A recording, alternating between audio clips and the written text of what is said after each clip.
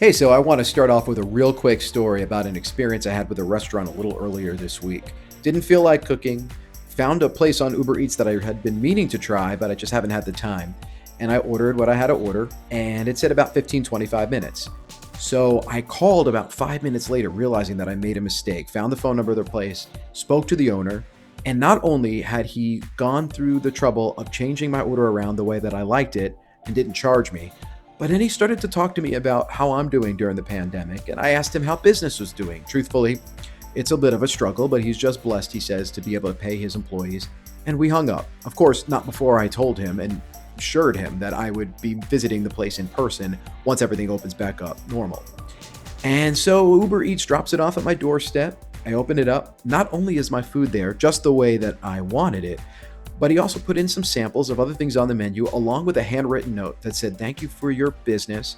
Appreciate the conversation. Stay well." And it just kind of blew me away because you don't always see that kind of kindness from strangers, especially before this whole pandemic. So, as much as we're all suffering right now, going through really some of the worst times in many of our lives, it is kind of nice to see out of the ashes of all this, perhaps people being a little bit more kind to each other, and especially strangers. So, thought that was a good story to share. And of course, that place definitely has my business from now on. And by the way, the food was fantastic. All right, this is Just Press Pause, episode 4, Behind the Brain. Today's episode is all about the brain. Listen, you can't function without it. Some can hardly function with it. Zombies in movies seek them for food. And some brains, well, they even talk on their own and use their war machine that looks like a giant golf ball with an eyeball attached to the top of it to take over New York City with the help of a ninja warrior from Japan. Yeah, that sounds kind of random, but actually it goes into who our guest is today. It's all about the brain. We're going to be talking with voice actor, legendary actor, Pat Fraley. And if you don't know who that is, you definitely have heard him over hundreds, if not thousands, of different characters that he has voiced throughout his career. So we're going to talk to him in just a little bit, but of course, as always, we're going to start off with your water cooler weather.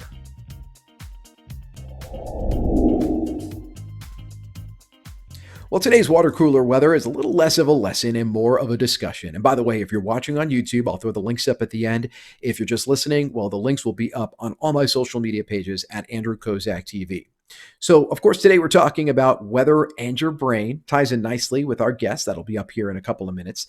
We all know that weather does affect our brain, affects our mood. Of course, we've all heard of seasonal affective disorder or SAD. There's even a medical condition, a real medical condition called winter depression. But there have been some scientific studies that indicate that weather conditions such as high temperature and high humidity, well, it can actually impair mental performance by affecting your brain neurochemistry. Listen to this. One recent study actually investigated soldiers that were stationed out in hot desert climates. The evaluation of memory and cognitive functions indicated that there was actually a decline in their cognitive performance in the hot climates versus those soldiers that were stationed in temperate or moderate climates. And there was even a study recently done out in the Middle East that sandstorms were actually hurting the cognitive function of children that were out there in the middle of, well, hot climates that experience sandstorms. And of course, you'll find that in the United States in areas like the desert Southwest, California, southern Utah, and into Arizona. So does that mean when the temperature drops, when it gets colder, it's going to be easier for us to function? Well, there it gets a little cloudy. There have been studies to suggest that winter actually helps to wake up our mind and make us think more clearly. It's also well known, and it's a fact, that the brain utilizes glucose as its main energy source. So when glucose is depleted, the brain functioning, well, that becomes a little jeopardized. Now, that glucose is also needed for the regulation of body temperature, especially in extremely hot or cold conditions. So more energy or more glucose is needed to cool down the body than to warm up the body. So warm temperatures are likely to deplete those glucose levels faster, and that could impair brain function and clarity of thinking. You know, of course, that is a completely separate issue from how the weather may affect your brain when it comes to mood. A lot of times you may think, well, rainy days, cloudy skies, that's going to put us in a bad mood, right? That's not necessarily true. In fact, there have been multiple scientific studies that have concluded that all of us pretty much fall into one of 4 categories of what they call a weather responder. Summer lovers, which means that particularly nice sunny days would pretty much put you in a better mood. Summer haters, where actually warm temperatures and sunny skies actually dampen your mood a little bit. Rain haters, which means your mood would worsen with rainy days and cloudy skies. And the unaffected, which really no particular weather puts you in any particular mood. That might be me. I kind of sometimes like the sun, I sometimes like the rain, depending on how it is out there. So there's a lot of ongoing research with this. It is very interesting. Perhaps another time I could even have one of these scientists on to discuss this, because I think this is a really interesting topic. But what we do know for sure is that the conclusion is that extreme weather, both hot and cold temperatures, can definitely affect our brain when it comes to cognitive functioning, as we've seen in multiple studies. I'm going to throw up those links on YouTube. And of course, if you're not watching, another reminder, if you're just listening, that I'll have those on my Twitter. I'll put a whole page on my Twitter at Andrew Kozak TV if you're interested in more of that. That is your water cooler weather lesson or discussion of the day. Let's bring on today's guest. You're listening to the Just Press Pause podcast with Andrew Kozak. Okay, that is not the normal voiceover guy. Strange sounding intro, right? Almost doesn't sound human. Well, we just talked about your brain, and if you use it for a second and think back, you might just recognize that gurgling and burbling voice. Need a sec? How about a clue? In Dimension X, I am absolute master. You will do my bidding from now on. It's Krang, the pink blobby brain villain from Teenage Mutant Ninja Turtles. The voice, Pat Fraley, veteran actor whose talented vocals have been seen, shared, and heard in literally hundreds upon hundreds of television shows, films, and video games. He joins me today on the podcast. Pat Fraley, I am honored that you're here on Just Press Pause. Thank you so much for joining me. Andrew, it's my pleasure. So, well, we're going to have such a good time. I'm done. That's all I needed for this entire thing. We're good to go. I mean, you just took the 5, 6, 7, up to 15. I guess the show lasted for 10 years, fanboy in me. That's got to be a long time for a kid's cartoon show to last. I have never been defeated. Well, you never tangled with a turtle before, pal. Let's kick some shell! Working with it, did it make a lot of a bigger difference when it came to getting that chemistry down with the other voice actors? Well, actors always like to be with other actors because acting is interacting. Mm-hmm. And so, yeah, it was great. I don't know. It's different now, but yeah, it was wonderful. I sat next to Rob Paulson for 9 years, and my whole objective was to make him laugh. Well, you made him laugh. You made a lot of us laugh. I went in after we had talked and we set this up. I went back and I watched a couple of episodes, and there's some clips on YouTube. And it almost seems, and you don't quite catch it when you're a kid, but it almost seems that there was some ad-libbing with some of the funny lines between you and James Avery, who, of course, played Shredder. Is that the case, or was it all scripted? Very few ad-lib lines between me and Jim. James didn't sit by me. He sat in the front of the room. It's funny because I never had a scene with Raphael, but we sat together in the back like fifth graders. Wow. And we would literally hand each other ad-libs after a while, because we got kind of bored. Rob and I loved to ad-lib.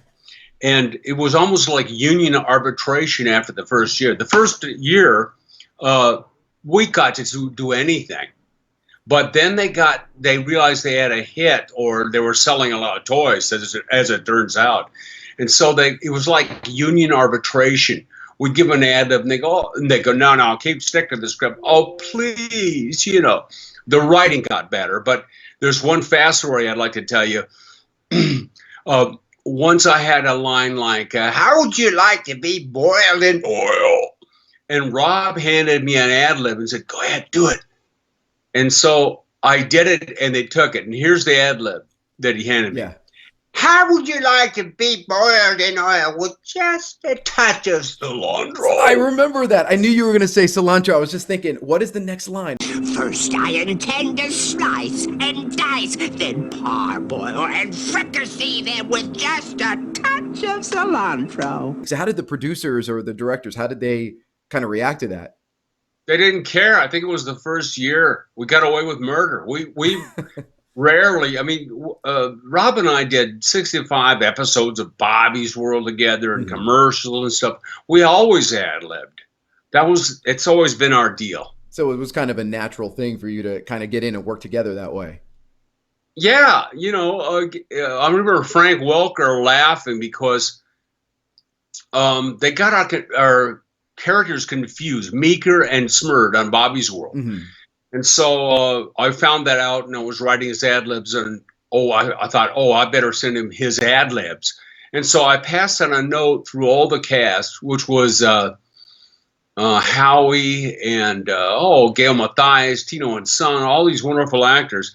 And we got down, and somebody whispered to Frank, "Here's Rob's ad libs." And I've never seen him cry before. He just, it was truly amazing. But the writers, I'm trying to get my glasses right now. Anyway, the writers said, well, have you written a sequence for these two guys? And they said, no, why? They're going to change it anyway. Right. So we go on the show and just ad lib. So, and by the way, you mentioned Frank Welker. For anybody that doesn't, I mean, I love animation. This is a dream come true to talk to you. He does so many voices for animals. He was a Boo in Aladdin and all the sequels and television shows, which you worked on that television show too, among many other Disney productions. Yeah, your resume is so long that we could literally sit here for the entire afternoon and go through every character. We're going to get back to Ninja Turtles in a little bit, but I want to talk about the way that you started, because you started in the 70s doing voice work, but you didn't start here. You went to Australia, from what I understand.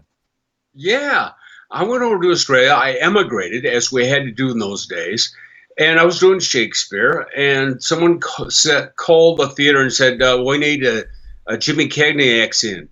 And they went, "Oh, no worries, man. We got a Yankee in the company now." So I go in there. I've never done anything. They didn't even have the term voiceover then. And I did something, and I paid the same as Shakespeare. And, it's like Shakespeare crack, and so I got this, I went in and did it, and I was kind of excited. And it was kind of a Jimmy Cagney, you rat dog, you dirty rat. It's curtains for you, and you have to get them at Rundle's Street Arcade in Rundle's. It was like that. So I was kind of interested, and I was cabbing in those days. On the back of a cab, and I hear somebody do a James Cagney dialect, doing it high, and I thought, well, that is the worst. It was me. It was You had hurt yourself. I wish everybody a land far away where they have a career where they can stink up the airwaves. And within a couple of years, I was at Los Angeles at Hanna-Barbera doing funny voices. So fast forward to the mid to late 1980s, and the only people that may have heard of what the Teenage Mutant Ninja Turtles were maybe the hardcore comic book fans. In today's pop culture, everybody knows what it is. Young, old, everybody. There's been, I want to say, 3 or 4 incarnations of the show since the original. And so your agent or somebody tells you to audition for a show, A, called Teenage Mutant Ninja Turtles, and then B, for a character named Krang, who I'm sure you got a description. I mean, you must have been like, what the heck is this? Here's what happened.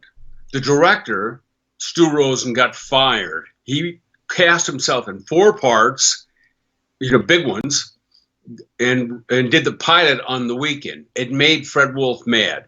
I got a call from Fred, said, we want you for a part to come in. So I came in and auditioned. I'd never seen the lines or never knew the character.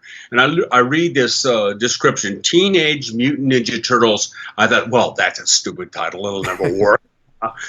So I made it up on the spot, the Krang character. I just married sounds with the pictures and description.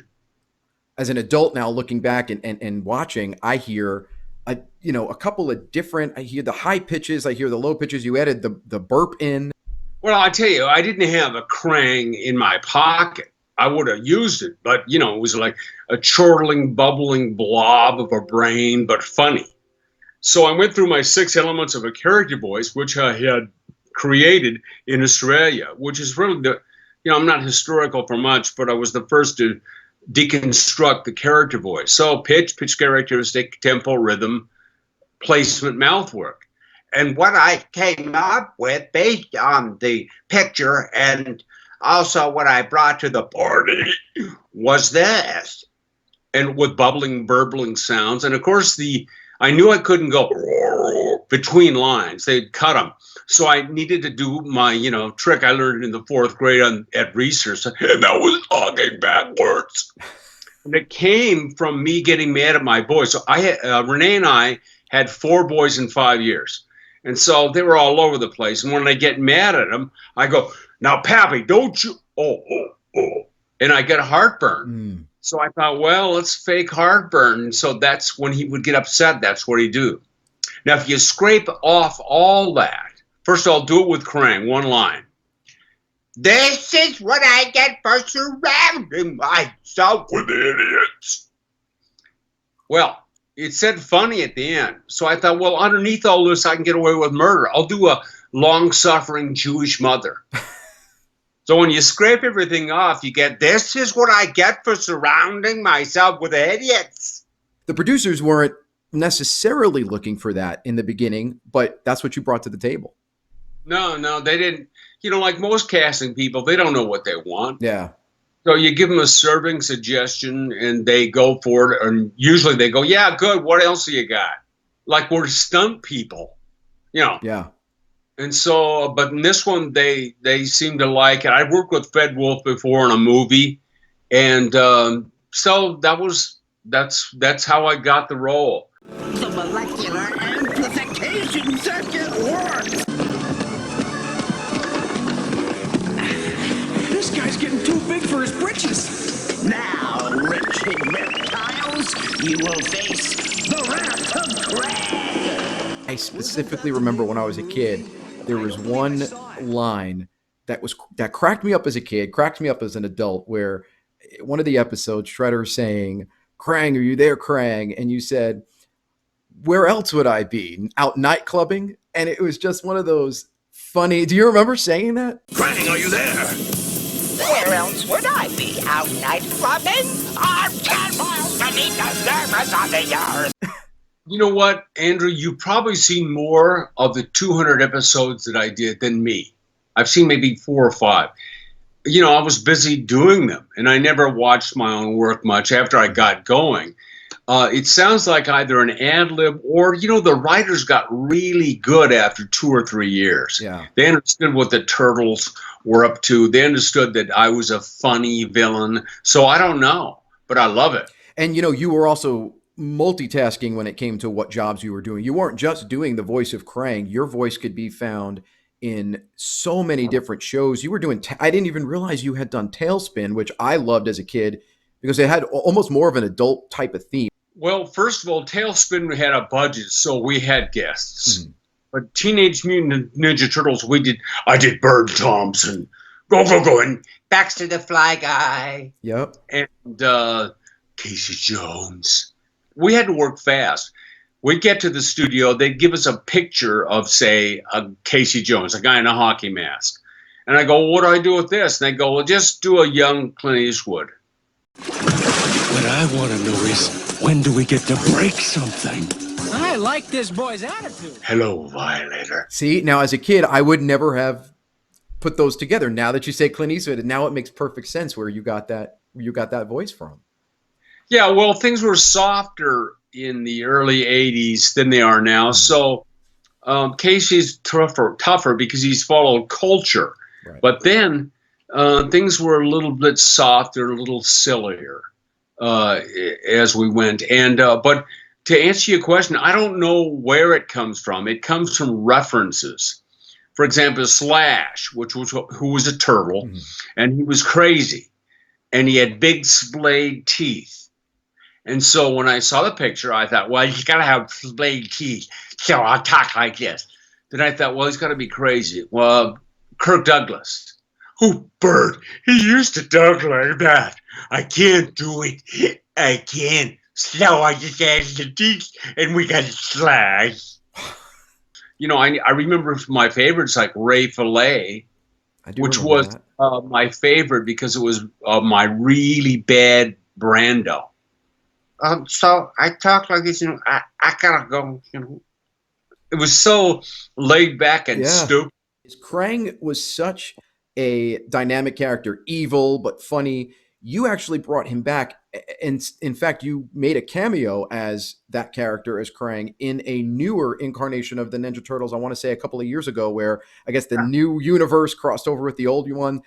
Tell me about kind of reprising that character. Well, I came in and Seth Green was there. Are you familiar with that actor? Oh yeah, yeah. He's Chris on Family Guy, Yes, among and other things. Yeah. he was in the Austin Powers movie Yep. playing the teenager. Yeah. Well, I saw him and I love his work, and I went, "Oh, Seth," and he goes, "Are you kidding me, Pat Fraley?" Because he's a big geek, you know. He Yeah. loves old cartoons. It was a delight. We went in. I worked with 2 or 3 of the other turtles. I think James is dead by then, but Kevin Michael Richardson, I think, played Shredder. He hated the Shredder character, and he was marvelous. So it was a delight, you know, a shower of all my days. Yeah. I mean, just I think for any of the kids that were watching, they're like, "Oh, okay, there was an older show." I think for anybody like myself who had, I was sitting at home and I was flipping the channel and I saw a commercial, and it showed the old version of Krang, but computerized, of course. Now it's all 3D, and the minute he opened up his mouth and I heard you, I said, "Oh my God, I don't care how old I am, I've got to watch this." So that's really cool. And you worked with Gilbert Gottfried too, I think was in that.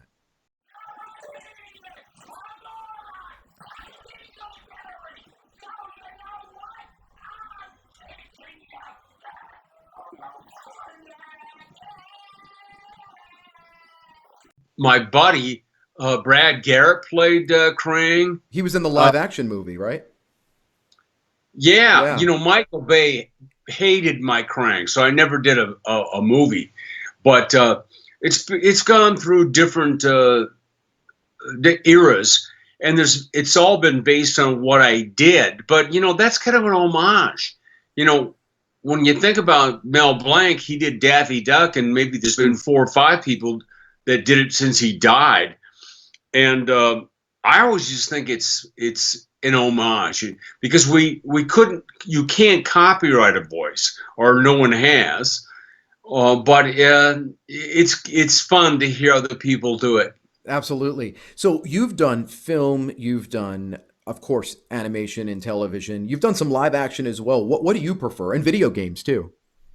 I don't have a preference. You know, I've done the same thing since I was 4 years old. I've never had an era where I went, "Oh, I want to be a fireman or a pilot." I was always going to be a performer. And so somewhere along the line between being 4 years old and now, I stopped paying and they started paying me. And all I want to do is be a performer. And the way a kid did it when I was young was you went to theater. So I went all the way through high school, 6 years of college, got a Master of Fine Arts in acting at Cornell, emigrated to Australia, and I was doing theater. But there were no comedy schools or improv schools or stand-up in those days when I was young. So that's how I went about it. You can, for the most part, I'm sure, walk down the street and not be bothered, go to a restaurant, not like a lot of actors who then sometimes do voice work. You're recognizable to like the fans. If I saw you on the street, I would know who you are. But for most people, so it's nice to be able to have your mark on the entertainment industry, but also have your privacy too. Oh yeah, you know, I have friends that are stars, and when you go to lunch, it's like a handshaking tour and pictures and selfies and all sorts of stuff. So we never get bothered at all. In fact, you know, what are you going to do?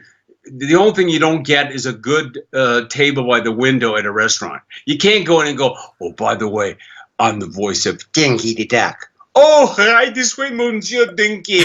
Tap for 2 by the window. Quack, quack." I can tell you, Andrew, It's got to be the worst to be a newscaster or a weatherman. It's got to be the worst? Because they modestly pay newscasters, local, and everybody knows them. You know, when it comes to certain people labeling what the news is, I'm not going to get into any more than that. I don't envy some of the newscasters. The weather, sometimes I get less in person and more keyboard heroes, I like to call them. The emails, the Facebook, "Hey, you said it was going to rain. It's not raining," that type of deal. Most people in person are pretty nice because they know that you're trying to do your job. But Yeah. But I mean, being out in LA though, it must be nice for you to get out in, of course, when we're allowed to get out, knock on wood, sooner than later. But you could get out and enjoy yourself without having to have that, that end. But it's amazing because you could be in a room with another celebrity and there's a good chance that people probably have heard your voice even more so than theirs in some aspect of their life. Oh yeah, I remember driving around with my buddy actor Joe Mantegna, Mm. and I was driving, and he was a passenger, and somebody came over and said, "Who's he? Your driver?" And So no, that's Fat Tony from The Simpsons, actually. I told Joe, I said, "Look, I'll make you a deal. I'll do duck voices, and you wear great long coats and kill people on camera. Okay? I won't do that. Don't do the Joe, the funny voices." He's a great guy. But at the time, Joe was, I don't know, just doing movies, but they leaned over me. But I thought to myself, wow, I'm on the air 8 hours a day in different cartoons at the time. But it's kind of a good thing, Andrew. Yeah. I'm sure that you are the envy of some of your friends that you get to do what you get to do, and then you have your life. Let me ask you this: animation has changed a lot. Obviously, I mean, new technology. Does it make it with everything in computers now? Does it make it more difficult, less difficult, more fun or less fun when it comes to the new animation versus the old? Well, I got to tell you, no matter what you talk about, it's 75% visual. Mhm. A cartoon's visual, and the voices are just sort of like slapped in there. So animation is better now. And since Disney got involved in the early 80s, it's excelled, particularly for TV. It got better and better with more styles, bone real to wild and woolly. And so the work is better. As far as what I do, if I'm not with a cast, it's more plot problematic, like a video game where you're taken singly no matter what because it's such a puzzle. So I don't know. It's better. That's all I know. I would think the only probably exception to that, you might agree or disagree. I'm thinking you might agree, is anime is probably really difficult because anybody that watches anime, and I don't watch anime, but just knowing about it, words never match up. It seems like they do that on purpose. Well, here's the difference. In America, we do the voice tracks first, and then they animate to them. Oh, wow, I So, didn't know that. yeah. In Japan, they do the pictures first, bring in the actors, and they dub in the Japanese. So when we redub or dub one in English, I get a Murasaki movie or something, we can't follow the actor's sound. We have to follow the flaps in the mouth of the characters. And they're kind of general. They really don't, it's not their aesthetic.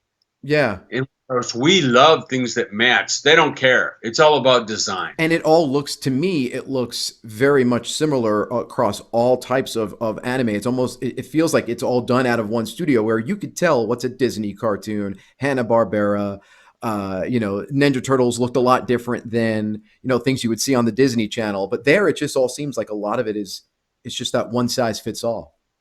I don't know, Andrew. It could be our aesthetic. It could be our perspective. Yeah. Like the joke is that Asians will say, well, I don't know. All those white people look the same. Right. It could be that. Right. Cultures are different. And yeah. Different distinction. But so I'm not sure. I'm not a big fan of anime. I started my career doing them. Yeah. And did about 120 of them in a row. Oh, wow. Yeah. And so, I don't know. I never got the aesthetic of anime. I understand it, right, but I didn't get it. I mean, there's a huge American fan base. I mean, there are people that live for it. But my generation, I think especially, we grew up with the 80s and the 90s cartoons, and the different, you appreciate a lot of the times the different artwork that goes in. The interesting thing about today is everything's cleaned up. I could go back and watch old cartoons and see things that they missed cleaning up. In fact, it was a big thing with Ninja Turtles. There would be like the Ninja Turtles mask miscolored on the, especially in the earlier ones. Andrew, yeah. Well, we were sent them overseas, Australia, Japan, Korea.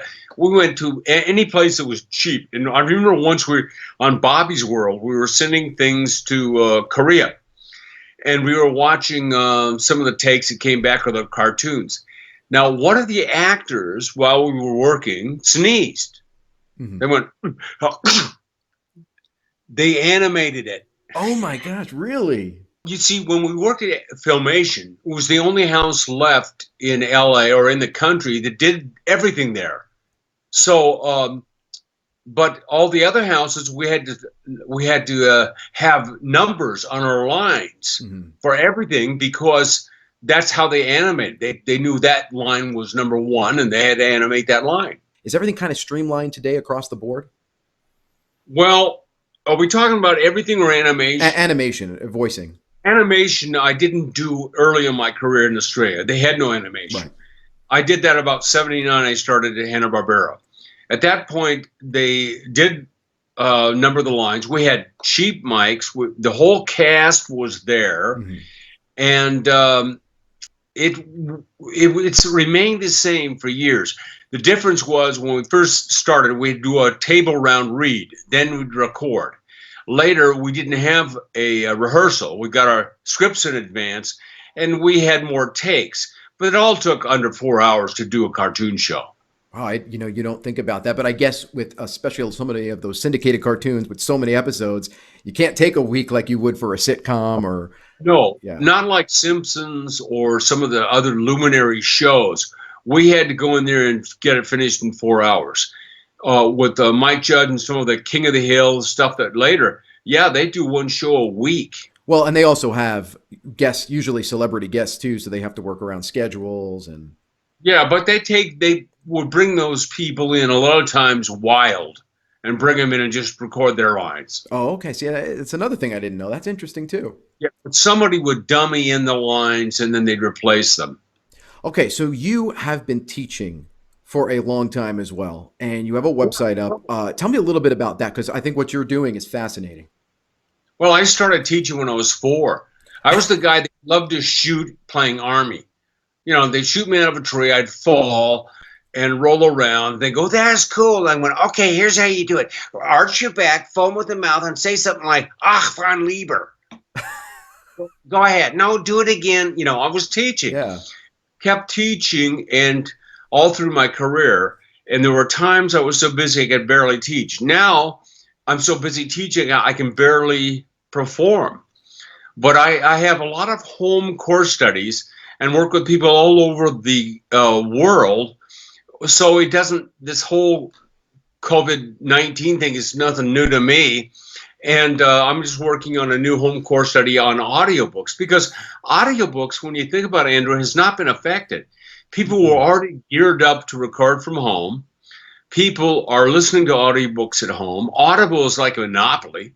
Yeah. It's the one place where you really get a lot of books. So it's not affected. And I have a lot of friends in television and in radio, and radio especially has been, well, you probably know, radio has been, it's been a tough business for the last, I want to say decade, probably more than that. Television too, in many cases. But I have some friends that are losing their jobs in radio. And part of when you're on the radio is being a radio announcer. Your voice is what really counts, and you're doing commercials at the same time. So when I told somebody that I was talking to you, they checked out your site, said, you know what, I could learn a lot from this, because it's not just, okay, here's how you be a voice actor, or here's how you do your voice. You have specific courses. You even can go and work with people, listen to their clips, and give them feedback. Yeah, well, I can teach. And, my job is to take people that are good to excellent. But, because when you think about it, there's a lot of good people out there now. Mm-hmm. But good needs to be sold over and over again. Excellence sells itself. So what you're doing is just helping people kind of perfect that skill that may already have and market themselves for jobs. Yes. Yeah. Well, as far as marketing goes, I'd center around the idea that the only reason we know how to pronounce Malkovich or Zellweger is because they're that excellent. That's very true. So the primary thing to marketing is be really good. Then they will come after you and come back to you. Are jobs in using your voice, it's the instrument that we're born with, or are they hard to come by for the most part? Is it a very tough market right now? Well, there's two aspects to that, Andrew. One of them is I believe that most everybody can perform. I do. I believe that some reasons we get away from it and it's not so good. That's one aspect. The other aspect is marketing and branding and all that stuff. I really don't deal with. My job is all about skills. And all a teacher can do is give skills. If not, all my wisdom is just another set of rules. So if I say, oh, don't do it that way, do it this way because of this, they just follow a rule. So I don't teach that way. I take individual people and bring them around. I'll say, look, you sound like you're reading. You need to perform. Ed Asner once put his meat puppet hand in front of me and went, hey, you're talking too good. You're talking too good. And I went, what? Back when I was a young man, he goes, hey, watch this.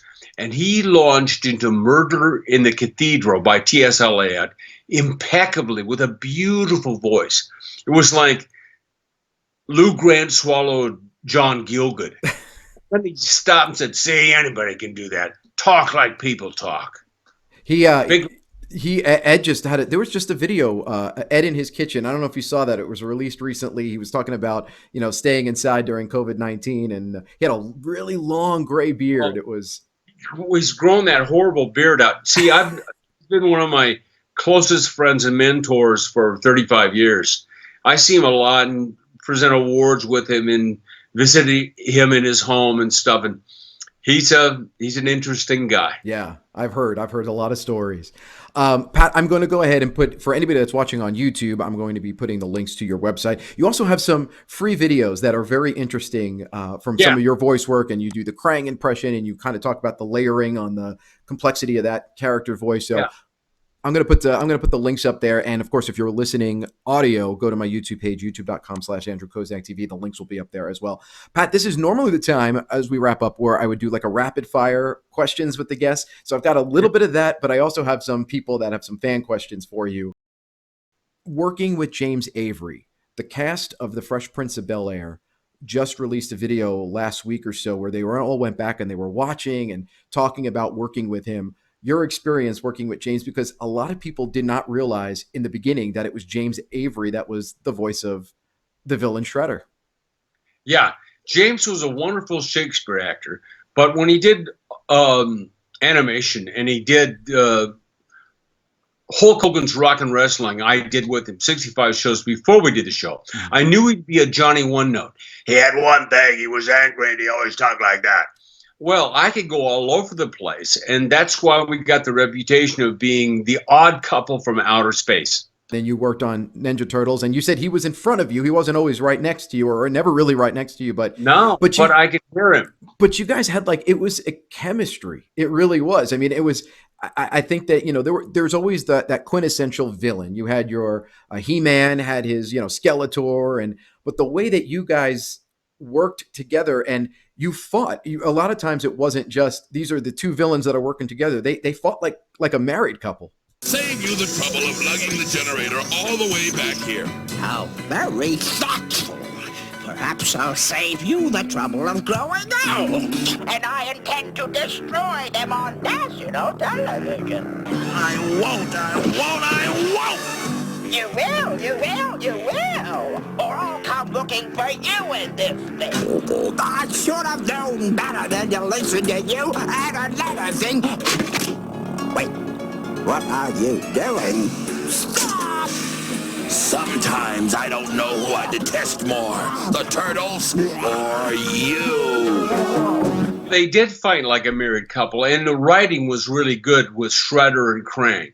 All I had to do is know that he'd be angry and hurt my feelings, and I would be hurt and try to get him back. He folds his arms and he goes, well, you don't have to get, I have feelings too, or something like that. It was pretty hysterical. Then how come you're just a blob of brains and a scrap metal body, Krang? Well, if you're going to be insulting. Oh, this is a good one. Somebody said, I noticed sometimes when I was a kid watching Teenage Mutant Ninja Turtles that one or two episodes, the voice of Krang, among other characters, would noticeably be different to the point where I'm pretty sure it wasn't Pat Fraley voicing it in that specific episode. Was that what you would call a sick day?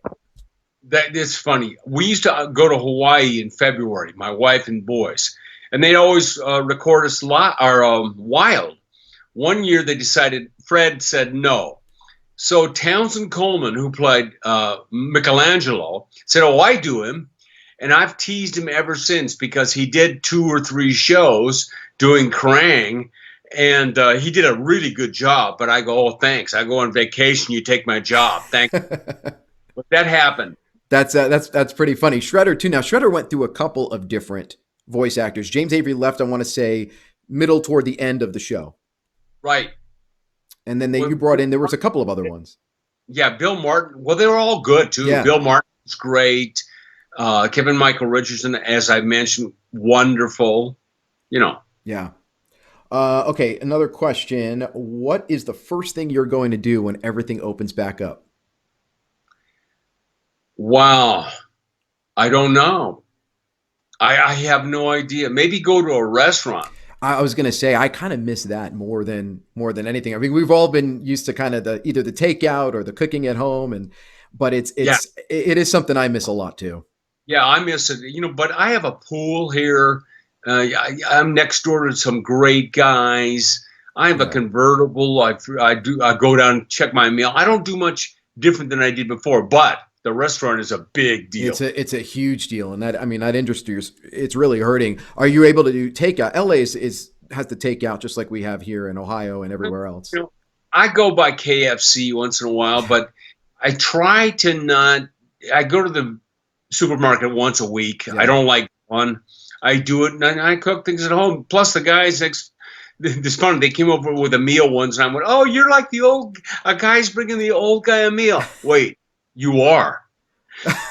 Well, I mean, listen, it's a totally different. I mean, you rewind the clock 3 months ago. This is wildly different than we thought anything would be. Hopefully, we're on the end of it, but we'll see what happens. Knock on wood. Okay. God has a plan. We try to stay out of the past and the future and just take it day by day. Absolutely, and we of course got to stay healthy. All right, last question. With all this extra time at home, what are you, Pat Fraley, binging on television if you're watching anything? I like old movies, but my browser is so old on the computer that has a big screen that I can barely get stuff. So I really don't watch as much TV as I thought I would. Although, when Bosch came on, I binged on the whole thing. Have you watched, everybody's talking about Ozark and Tiger King. Have you seen Tiger King? I haven't seen Tiger King or finished Ozark because they're a little rough for me. I'm such a PG rated guy. I haven't seen Tiger King. I'm one of those people, though, that, first of all, the content to me didn't seem like it was that interesting. I wasn't that interested in it. But then everybody's talking about Tiger King. Yeah. So that almost turns me off a little bit. My wife is down in Palm Desert in our other home. Mm-hmm. And I'm up in LA, and she's seen it and loved it, which is surprising to me because usually if there's anything rough, she doesn't want to watch it. I might cave and give in and see what it's all about. We'll have to see. Listen, Pat, thank you so much. You have really made my day by giving us a little bit of insight into one of the most beloved characters, even though he was a villain. I mean, people a lot of times there is a certain affinity for rooting for the villain, but not that you want them to win. You just want them to be on the screen all the time. And I really appreciate it. If I go to a convention, as I have done with the Turtles, I'm going to have a banner that says, Krang, the villain you hate to love. It's exactly the truth. It really is. It's got so much to do with, I think, the science fiction kind of aspect of the talking brain in the stomach of a man wearing a thong, but also the voice. I mean, you think about it. We didn't even touch on that part. I mean, the brain is one thing.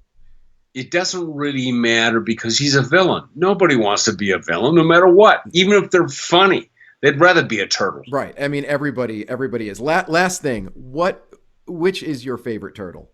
Do you have one? No, I don't. Neil Leonardo, done by my cousin Cam Clark, is my least favorite.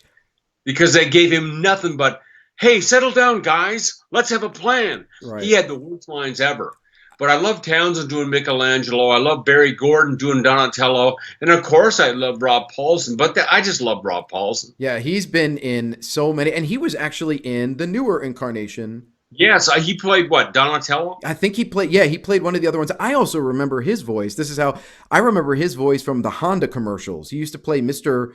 Personality or something like that from the Honda commercials. There's an opportunity, Mr. And I'm Knocking. Yes, Mr. yeah. And Knocking. That was his ad lib, Yeah. too. In fact, I was watching an old episode of Curb Your Enthusiasm with Larry David, and one of the guys that played the rabbi, he started talking. I go, that's Donatello, not Rob, but Barry.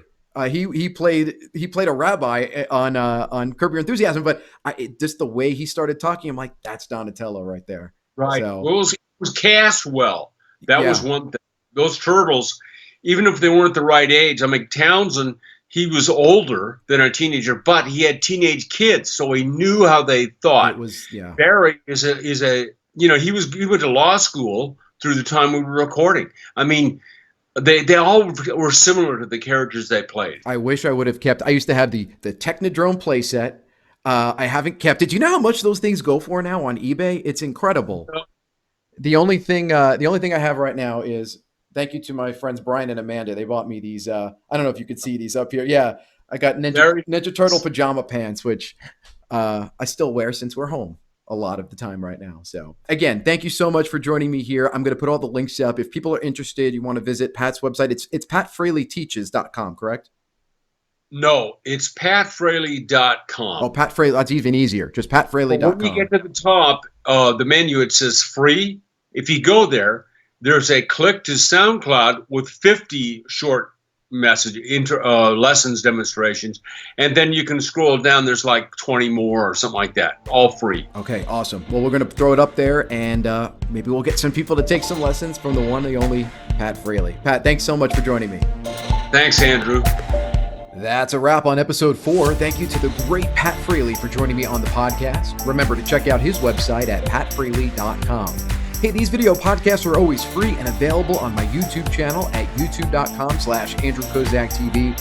And if you're watching and just want to listen, Just Press Pause is now up on Apple Podcasts, formerly iTunes, Google Podcasts, Spotify, Stitcher, and about a half a dozen others. Comments, questions, complaints, find me on all social at Andrew Kozak TV. Thanks for watching and listening. Stay tuned for episode 5.